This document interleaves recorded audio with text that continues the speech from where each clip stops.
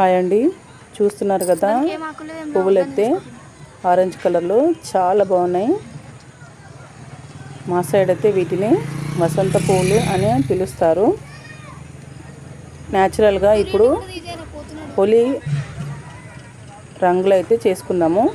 Orange కలర్లో ముందుగా పువ్వులైతే కోసుకొచ్చిన తర్వాత ఇలా ఉంటాయండి, చూస్తున్నారు కదా.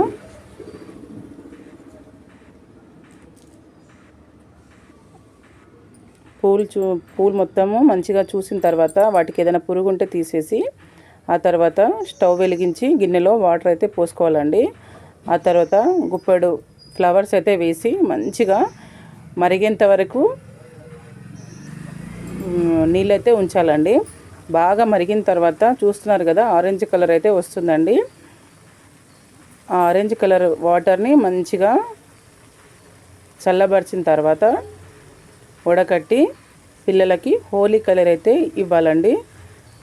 వీటి వల్ల చర్మ సమస్యలు ఉన్న వాళ్ళకైతే మంచిదండి. న్యాచురల్ కలర్తో పాటు చర్మ సమస్యలు కూడా తొలగిపోతాయి. ఈ వీడియో కనుక నచ్చితే ప్లీజ్ లైక్ చేయండి, షేర్ చేయండి, సబ్స్క్రైబ్ చేయండి. చూస్తున్నారు కదా న్యాచురల్ కలర్ అండి, ఆరెంజ్ కలరు. ఇప్పుడు పిల్లలకు హ్యాపీగా ఇచ్చి హోలీ ఆడుకోమని అయితే చెప్పుకోవచ్చండి. ఎందుకంటే వీటి వల్ల ఏ ఇన్ఫెక్షన్ రాదండి.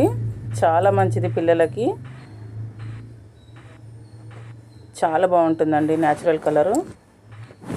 ఈ వీడియో కనుక నచ్చితే ప్లీజ్ లైక్ చేయండి. చూస్తున్నారు కదా నేనైతే మీ అందరికీ కలర్ తెలవడం కోసం టిష్యూ పేపర్ అయితే వేసానండి. మంచి ఆరెంజ్ కలర్లో అయితే వస్తుందండి. న్యాచురల్ కలర్ అండి, హోలీ కలరు.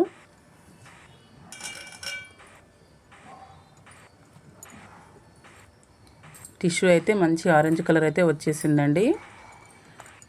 వడగట్టిన నీళ్ళన్నీ ఇలా వాటర్ బాటిల్లో పోసి పిల్లలకి ఇస్తే హోలీ అయితే ఆడుకుంటారు.